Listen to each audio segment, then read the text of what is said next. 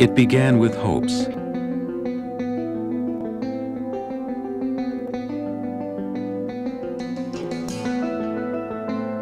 dreams,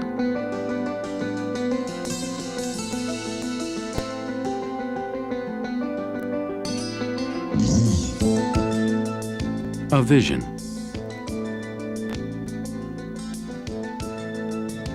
It began with a man who saw a railroad carved out of the old Santa Fe Trail.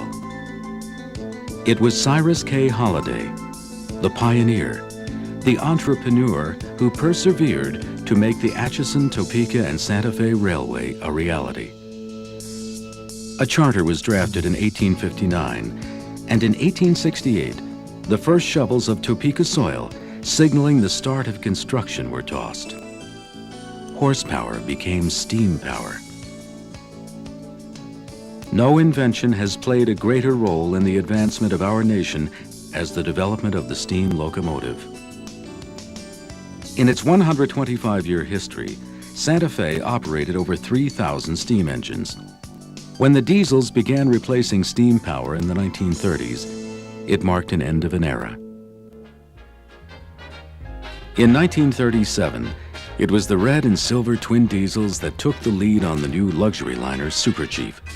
Traveling from Chicago to Los Angeles in just 39.5 hours, the 3,600 horsepower electromotive engines were 14 hours faster than its steam predecessor.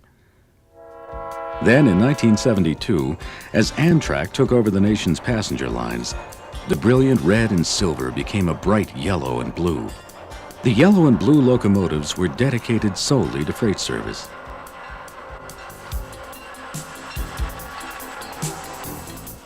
In 1989, over 17 years after they were last seen on the Santa Fe, the red and silver war bonnet returned.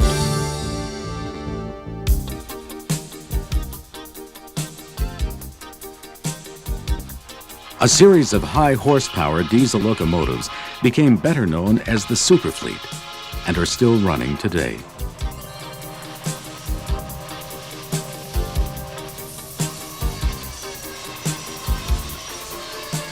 Superfleet power and the steam of yesterday joined forces in the summer of 1992 in a special employee recognition train.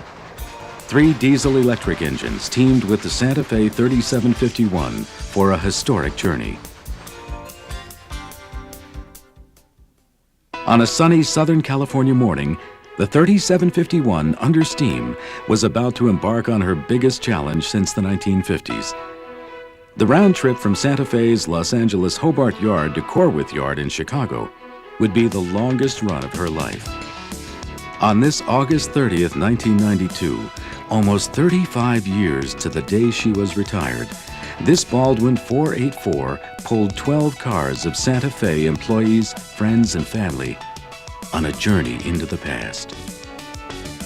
This is not a story about her 10 years of restoration or the glory days of the past, but of the men who ran with her from LA to Chicago and back. This is Santa Fe's Symphony in Steam.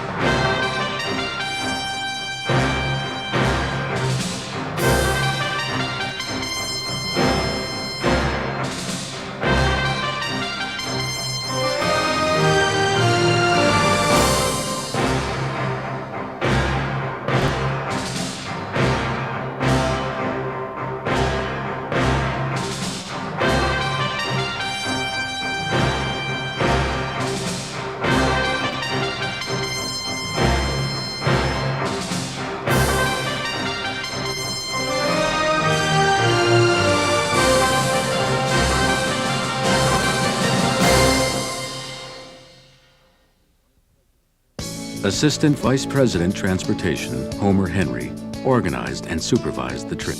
We had 8 retired Santa Fe engineers that operated this train over the last 17 or 18 days. They had a tremendous amount of fun. It's much like riding a bicycle, apparently. It came right back to them. They had a great time. As soon as we would stop, these old engineers would get off and start shaking hands with the kids and handing out buttons and stuff.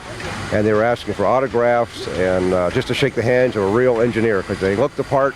This train looks like a railroad train. And the school children were the highlight of the trip for a lot of us.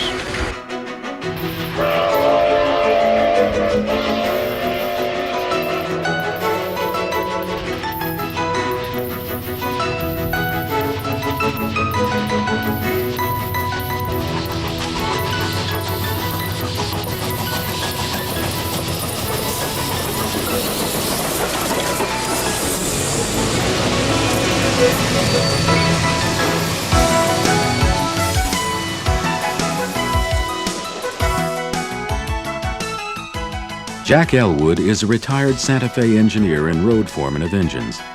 He spent 41 years with Santa Fe, much of that time running steam engines, including the 3751. This engine was used in overland passenger service on the Santa Fe between Los Angeles and Kansas City on their main passenger trains in the 1940s. And I was on this particular engine in June of 1943, which is 49 years ago. And it's a source of real pleasure to me to again work on this wonderful steam engine.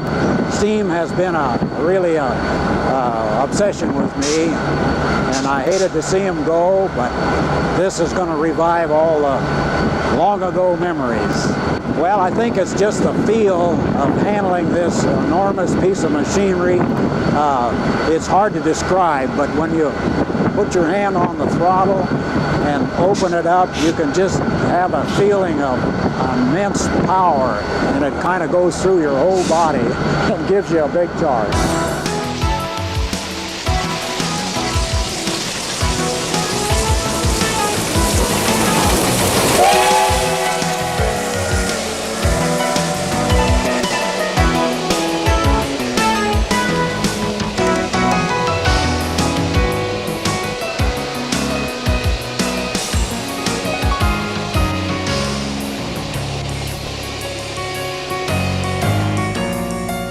Retired engineer Frank Cottle recalls his days with Santa Fe. In the old days, if I could have afforded to work here for nothing, I would have worked for nothing.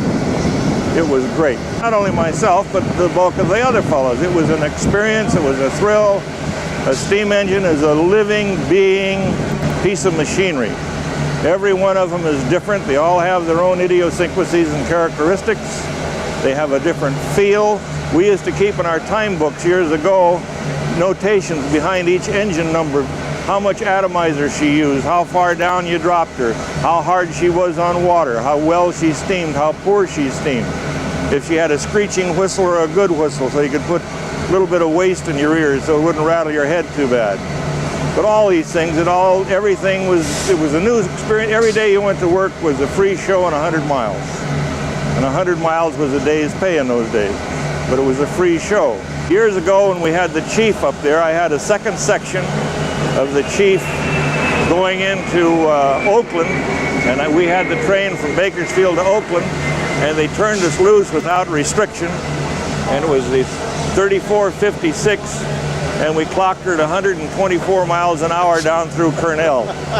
I can tell you that now that I'm retired and they can't come after me. And we're going to have this engine here. I think they got a maximum on her for 70, and we'll probably run her about 50, so she'll just be purring. She won't even be working. It's just a nice thing to be doing. But again, the members of the organization, to see them and the joy that they see in the engines being put back together and being used. And here it is, looking better than new. I never saw a jacket on an engine as nice as this. That's the prettiest jacket I've ever seen. And the cab is beautiful. They've done a marvelous job of restoration. And you and I are standing here talking, and we hear the fire in the firebox there. They're building her up. And all of these things remind you of grandmother's kitchen stove. Nice, warm, comfortable place.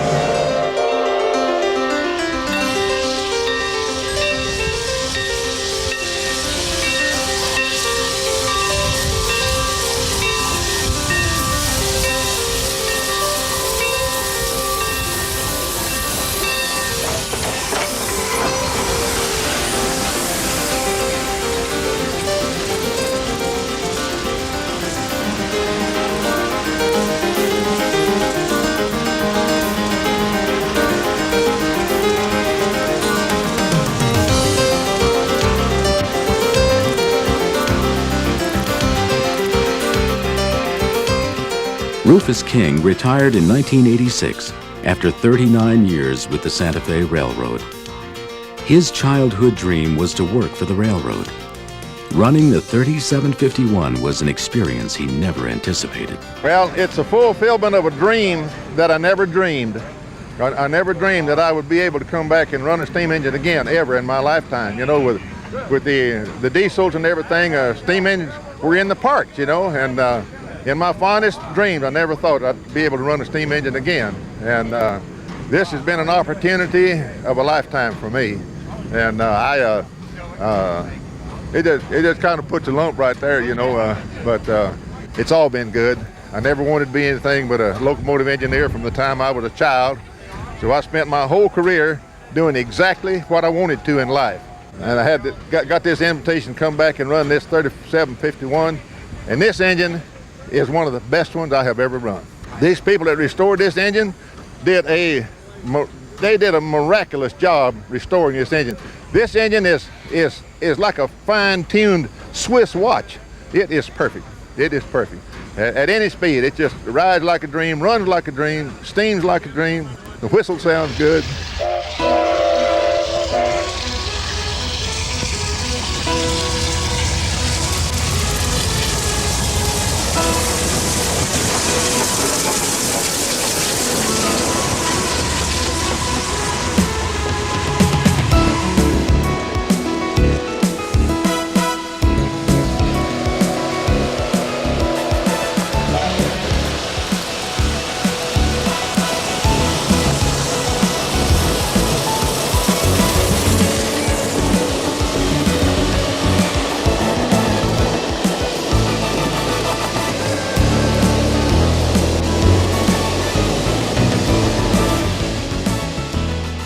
Bill Setzer is a general supervisor of train handling for Santa Fe, working out of Fort Madison, Iowa.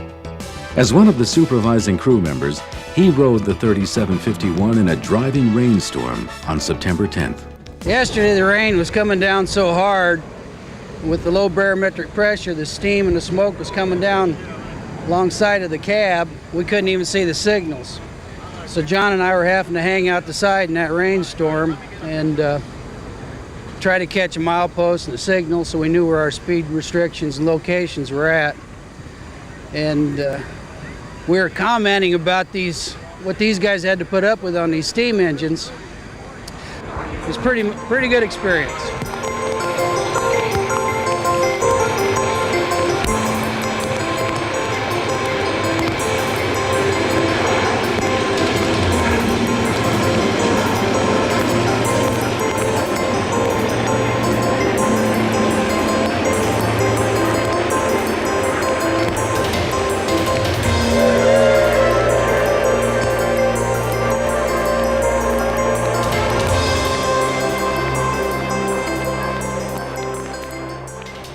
In 1986, engineer Jess Bootman retired with 35 years of service. Getting back into the cab of 3751 was just like he remembered. Well, I got on in Amarillo, Texas, and the sounds and the smells were familiar, but I needed to get the senses back. So the other engineer with me, Mr. King, he says, why don't you let me run it and you fire it and you'll get your senses back. And about 150 miles later, I got it all back, and then I went over and run it, and I've been running it just about ever since from Amarillo, Texas. I'm really astounded at all the people that would come out and see this steam engine. In the old days, everybody waved at the engineer and the conductor. Then that disappeared. And all at once with this steam engine, every form of society has been out blowing kisses at you, waving to you. It's absolutely phenomenal what the people's attitude has reversed by just seeing this engine. Those volunteer men of the San Bernardino Historical Railroad Society, they must have had a lot of experts with them, or somehow they knew what they were doing, because that engine is so perfect. Every 90 degrees that comes over and that valve cuts off and there's no leakage. It's got full power. It reacts instantly, and everything on that engine works 100%. Absolutely amazing.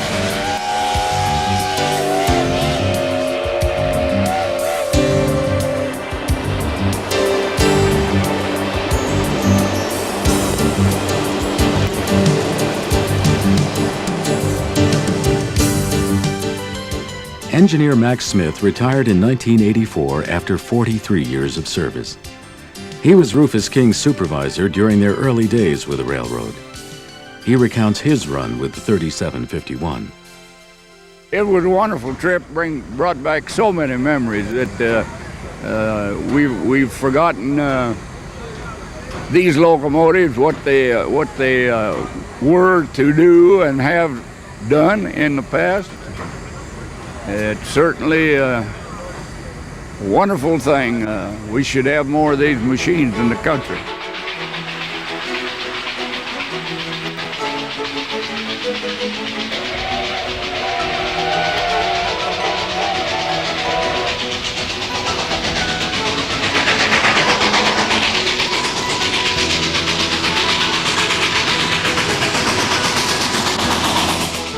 I don't think there's a better way to display our heritage and the commitment of our employees to this company than utilizing a fine example of the historical past of this company, coupled directly to a very modern diesel locomotive, coupled to the highlight of the era of the railroads, the 50s and 40s with this equipment.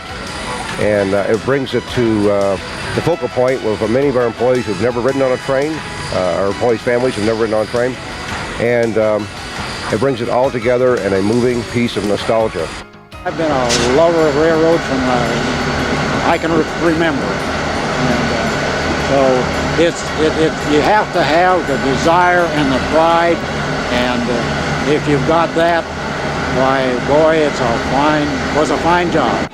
Nostalgia is dripping off of this engine, and it turns people on, and that part of it is a lot of fun. Absolutely wonderful. Poetry set to music. Tchaikovsky's 1812 Overture couldn't sound any better than that engine.